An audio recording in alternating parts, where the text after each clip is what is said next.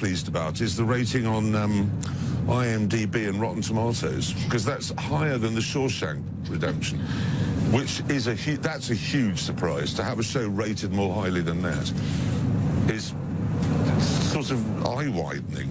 Well, I don't know if you read reviews, but not only have the viewers turned out, the reviews have been very positive. One yes, said, except the BBC, weirdly. They didn't like it. How weird's that? For people who haven't seen the first episode yet, how is it different from Top Gear? It's Top Gear in witness protection, is what it is. As a friend of mine said the other day, a reviewer. It's different because it moves around the world. That's really it. So we're hosted from a tent, which in show 1 was in Los Angeles, 2 is in Johannesburg, 3 is in England. So it moves around the world. The audiences are therefore different. But it's still James, Richard and I. So it's like if you have a glass of champagne and you have it in a bucket or a glass, it's still it's still champagne. And that's really what it is. It's a different vessel. But the show's there's different elements about the same. How are you finding working for Amazon? Have you met Jeff Bezos? What's that like? No. I had an email from him. I forgot to reply, I've just remembered. But anyway, no, he emailed us to wish us luck, which was nice. And no, I mean, Amazon, they provide the tool that enables people to see it.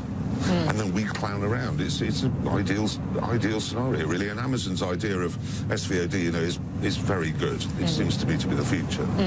You know, it's interesting you say clown around, because initially a lot of people would have said you host a car show, or Top Gear is a car show. It seems like it really has morphed into something else, or the real attraction is the chemistry between the three of you. What do you think it is that appeals to people? It's so peculiar. I mean, one of the things that's been interesting is that around the world, Top Gear was a very well-known show. Much less so in America. Much less so. It's tiny here compared to how it is in Russia or Middle East or Australia or South Africa. And it's really hard because you find people here saying, "God, what is it? What is the show?" And when it's like trying to explain Hamilton. The first time I heard, you know, they said, "Well, it's like rap music on a historical thing." Oh dear, no. But you know, you can't get. So what do you tell people when they ask what it is? It's because if you say it's 3 old men who fall over and catch fire, which is what it is, everyone goes, right, I'll be tuning in for that. If you say it's a car show, people say, oh. It's really hard to explain what it is. How important is humor? Because I love the ad that says, "What could possibly go wrong?" It seems that that's such an important vein in it. It is, because most TV shows, when something goes wrong, you cut, you reset, and you start again. We rejoice in failure. There's nothing, because if you win, it's really hard to get your face right. Because you've got to look proud, but you mustn't look boastful. And that's a difficult expression. If you lose, look at me. That's an easy face. Everyone can do that face.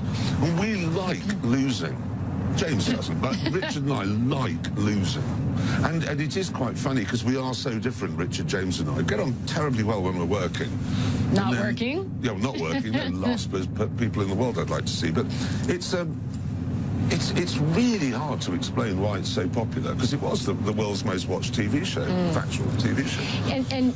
And that left a great expectation. Amazon spent a lot of money on this. Were you ever worried at any point about living up to the expectations out there? Amazon spent far less than Netflix would have you believe. It's nowhere near as expensive as people have been saying. Really? No. Do you know how much it costs to make? Of course I do. And I wouldn't tell you. We don't talk about, you know, how much money we're earning. It's just not a British thing. But way less than all the speculation. I mean, look at me. Do I look like I'm earning $300 million a year?